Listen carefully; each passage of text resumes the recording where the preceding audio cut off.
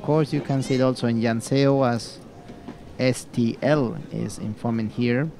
But we recommend you to go to a new website, launched last week, and there you can see not only result, but the link to YouTube and many other information. When in Yanseo, you just find right now the live results.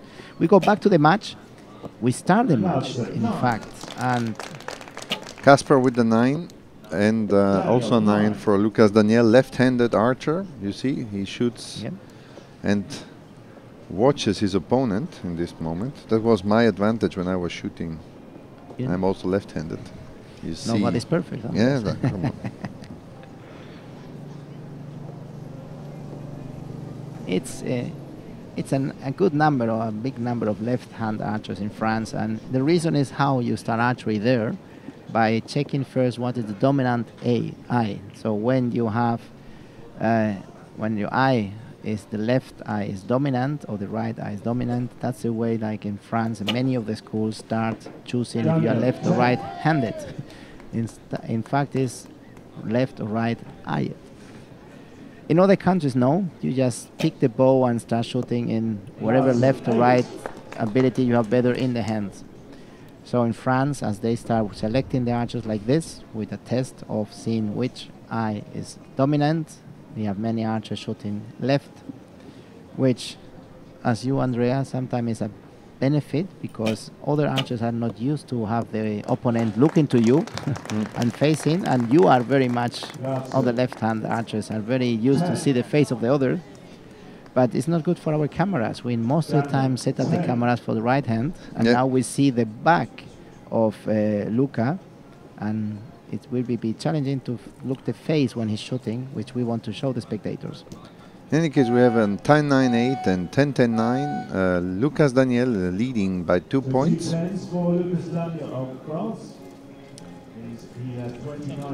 Very nice follow-up from our cameraman, catching them walking. We are using the event toolbox. It's a hardware-software solution World Archery has developed to be able to follow these finals with just 5 of us. We have a TV director selecting the images. We have a cameraman who is using and operating the 3 remote cameras and the 3 fixed cameras we have in the field of play. We have the 2 commentators, Andreas and myself, Juan Carlos, and we have a spotter and DOS. So with 5 of us, we are making this production, and we can see, and this is the beauty, the graphics come automatically in and out, the scores are integrated with the graphics, and the names are coming from the Yanseo system, the names of the archers and the face of the competition. So it's a full integrated system. The event toolbox, a solution that World Archery has developed to help our members and organizers to show, broadcast, and share the information for finals or for this kind, because we have to also understand that the result on the field of play is provided by the event toolbox, and here in the World Championship, of course, is provided by Longines, our sponsor in World Archery, and the information is going to a TV graphic in the same way by the same spotter. So it's a full integrated system, and that's what allows us to make this kind of matches. And we call all these matches we use, all these broadcasts we use with Event Toolbox, a live stream. So when you enter YouTube channel of World Archery, you see what is our regular match with our Hit the Roof TV team, Archery TV team, and whatever we do with Event Toolbox is branded a live stream or fun live stream. So on the World Archery YouTube channel, #FanStream live session individual eliminations Copenhagen 2015. We are on there. Put this link wherever you want. You can subscribe for it.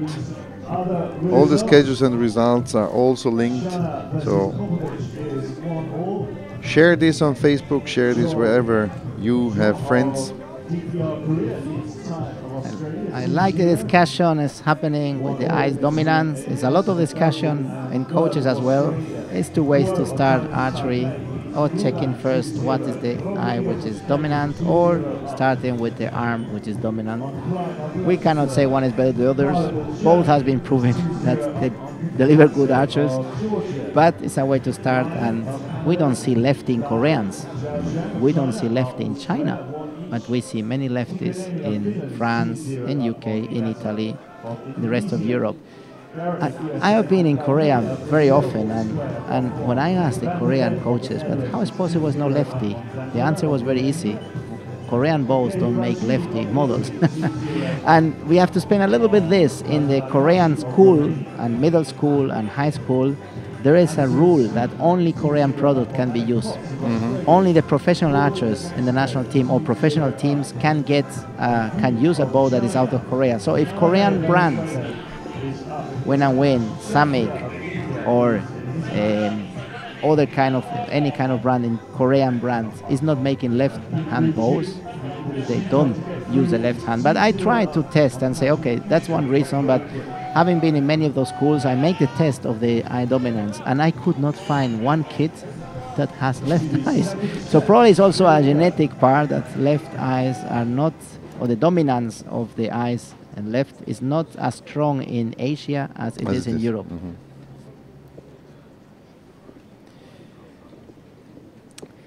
Yes, Rolf, eye dominance can be trained, but you can never reach the same level of the real dominant eye. And my example is I'm lefty in eyes, and I never start with lefty. You don't know this, Andrea. How the hell have you been able to win the Olympics, my friend? Because I was like, I was blind.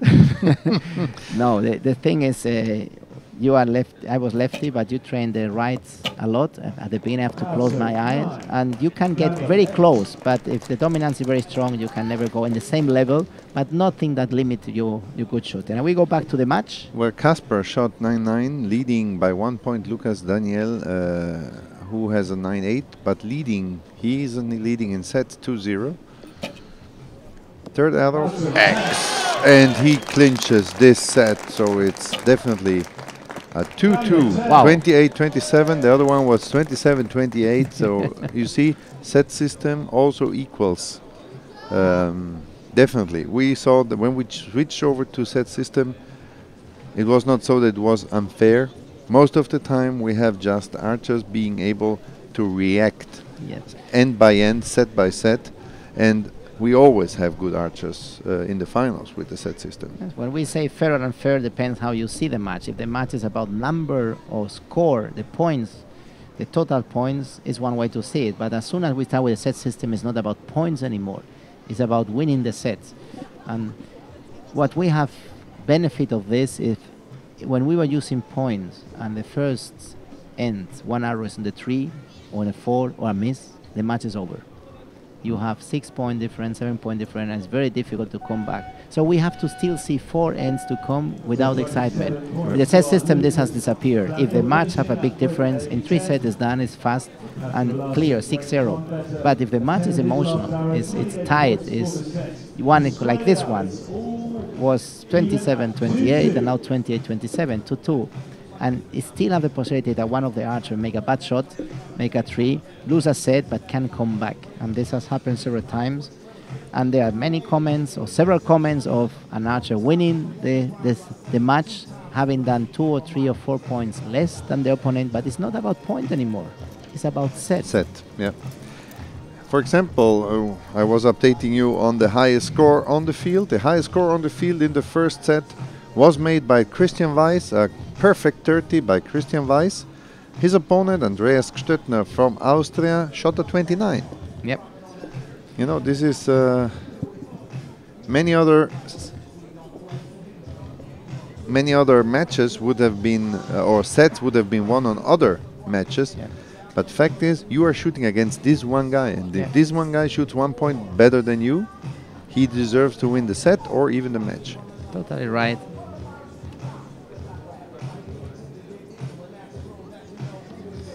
Here, Maya, hugged by a friend. She is logically not happy. Well, she doesn't know she's live, by the way. Maybe she would smile on us. I think now the friend realize. Are they? Now they realize. Now they smile. We got them. Well done. Because you have to know, we have a big screen here on the field, and they probably realize now to be on the big screen. Yes, let's see if they can. Let's see where our TV can catch them. We have the results. Now that's why they cannot see themselves. That's why let's explain between ends, when the archers work, our result system as pro presentation team are showing the results, so the rest of the field can see the results and see what is going on. And as soon as the archers start shooting, we switch to the live match, and later we show you that we can see our production, so the spectators here can see what is going on. Updates on the second set. We have some matches at 4-0. That means some matches could be done after 3 sets. One is Champia Mangal Singh from India, who is leading 4-0 over Sanjar Musayev from Kazakhstan. We have Horacio Ernesto Bodman from Mexico, leading 4-0 over Xuzhe Gu from China. Jonas Lennart Andersson from Sweden is beating at the moment Alec Potts from Australia, 4-0. Rick van der Ven is leading 4-0 Andrei Danila from Romania. Florian Kalund is leading 4-0 Lasha Pakatse from Georgia. Juan Rodriguez from Spain is leading 4-0 Pete Klein from Luxembourg. And John Chol from DPR Korea is leading Ryan Tayek 4-0. It's a lot of discussion happening here with the eyes, with the dominance and not dominance. Of course, if your dominance eye is the opposite you are using, if you open the 2 eyes, you see 2 sides. But this can be trained. And in my case, that's 2 eyes open and I see 1 only side. Both others start with a 10. Sorry. No problem. And there was also a question how the top 8 goes to the 16th final, not a final. They join the 16th final. If it's by the world ranking or by the qualification, everything is decided by the qualification here. We don't take the world ranking to make any decision in this event. The decision in this event is coming from result of this event. So the top 1 to 8 go directly to a 16 finals elimination, and this is decided by the position in the ranking and the qualification round that's happened 2 days ago here in Copenhagen. And it seems that Casper Lauridsen, with his 10-10-9, 29, beats Luca Daniel on this set, going in a lead of 4-2. 4-2 lead for Lucas Daniel, for Casper Lauridsen over Lucas Daniel. I think we could see the excitement of the spectators. We see is leading. If they're quiet, France is leading.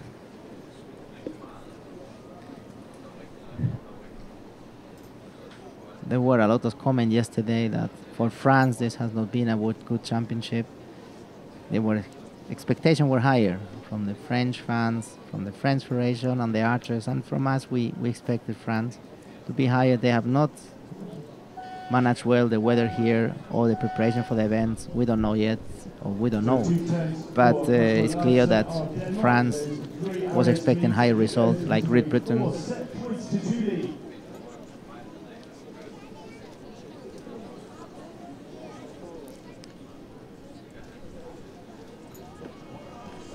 So the third set is over for all of the archers. They are retrieving the arrows. As you see, our featured match, both archers far left, far right on the field. Yes. It was different with the 2 girls walking almost hand in hand down there. This morning we were having Maya with Carla from Mexico, Maya from Denmark. When they were walking to the target, they have one umbrella and sharing, both of them, and they were coming back talking. And of course, I think if you know your opponent and you have some friendship or you have seen in many matches, you are more likely to talk with him or her. But when it's the first time you shoot, you have not too many reasons to talk. And now it's a crucial moment for Lucas. Lucas needs to win the next set, or at least to tie to have a chance. Definitely, it's not this out, and meaning in out here, it's been out of the Olympic Games as well. So not getting the quota place for his country, which for sure is many of the archers shooting here, except Brazil archers. I think all the rest that has not get a place yesterday by team, they are searching and hunting this quota place for the Olympic Games in Rio in this next phase, or probably the next one, or the 16 finals or the 8 finals. So they want to pass through. And Lucas is the last French. All the French are out.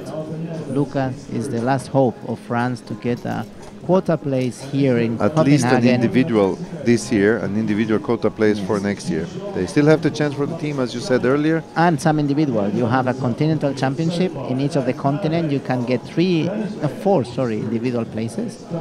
And then this last one, last hope for 3 team places in Antalya in the World Cup next year in June. We have some winners. We have some winners. Friends in the Netherlands, Rick van der Ven, 6-0, winning over André Danila. Rick van der Ven, the 4th of the Olympic Games, is through to the next stage. Ernesto Horacio Borgman from Mexico also won his match over Zhuzhong Gu from China. And Elias Malave from Venezuela won 6-0 over the Austrian Dominik Irasch. So 3 matches, only 3 matches are over after 3 sets. Only 3 sets are over, and we are going into the 4th set with Lucas Daniel on target number 2 on the right side, and Casper Lauridsen from Denmark, the host country of the World Championships in Copenhagen, will shoot on target 1, leading 4-2. The weather, well, it did not change a lot. We have no sun, no rain. It was a bit more chilly when we start. Now it's getting a bit better, but we are between 15 and 17, and all depends if the wind is blowing a bit more. But I see it's coming in. Now wind is stronger, coming from the left. Left, south, west. So we see Lucas shooting the first arrow. It's a crucial moment for him. He needs a good shot. He needs to put pressure. It's a 9. And X for Casper. Casper is pushed by the audience, is pushed by the home. And the shot you saw, it was good timing, good form, good expansion. It's a perfect form there. He knows that if he doesn't miss the 10 now, he is through.